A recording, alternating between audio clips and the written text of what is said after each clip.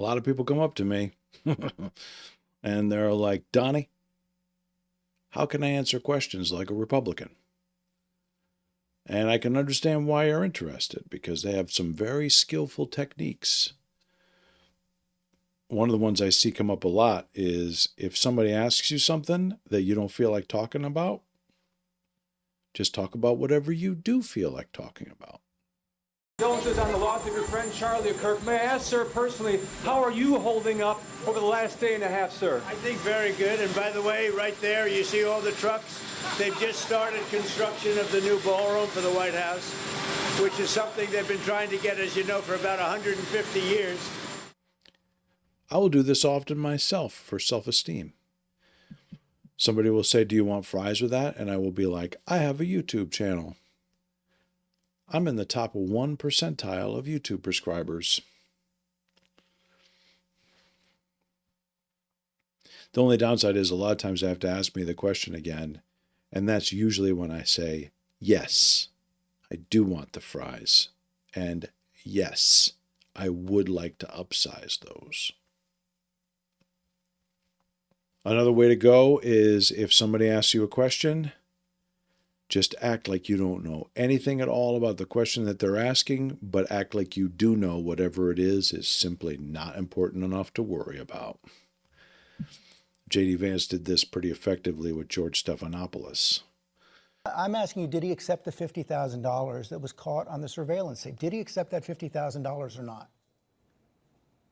George, I don't know what you're talking about. Did he accept $50,000 for what?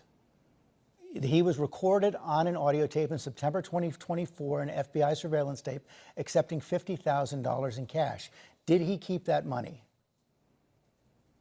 Accepting $50,000 for doing what, George? I'm not even sure I understand the question. Is it illegal to take a payment for doing services? The FBI... He's probably right, too, because there is nothing illegal about accepting a $50,000 bag of cash. There's no crimes in accepting a $50,000 bag of cash.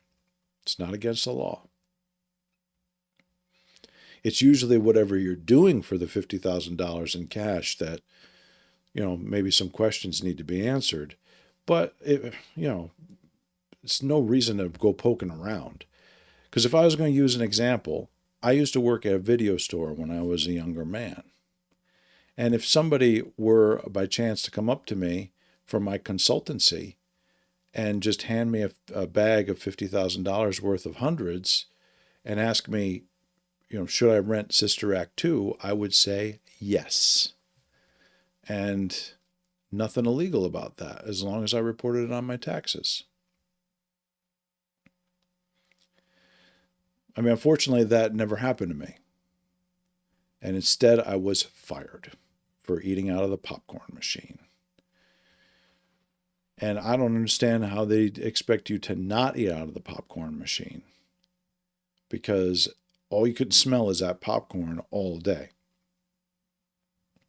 And the door only opens on our side of the register. So, I don't know who's supposed to eat out of the popcorn machine, if not us. I'd still be there to this day if it wasn't for that popcorn machine.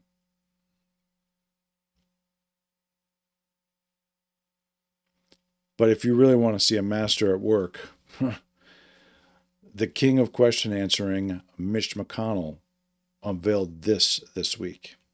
Excuse me, Senator? My name is Stella. I want to ask, do you support ICE taking working people off the streets and kidnapping them?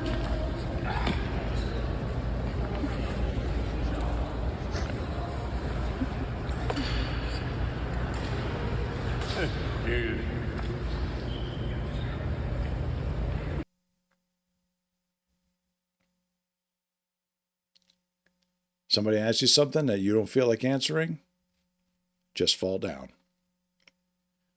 They're going to be so shocked that the only question they're going to have is, are you okay? They're not even going to remember what they asked you.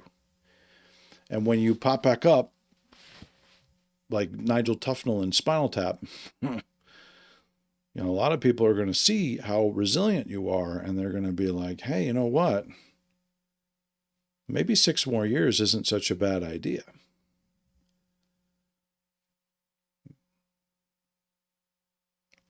But people will ask me, Donnie, you seem to know an awful lot about this stuff. Are you ever going to run? And probably not, because I just don't think there's any challenge in it for me, because I'm able to make it from point A to point B without any issues at all. I can stand almost the whole time.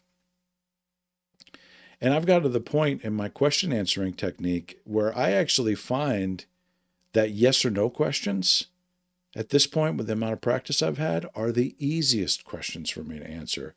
I've got it down to a point where I can actually usually do that in just one word. So I don't feel like I would be mentally challenged by a job like that. And that's why I leave those jobs to the mentally challenged.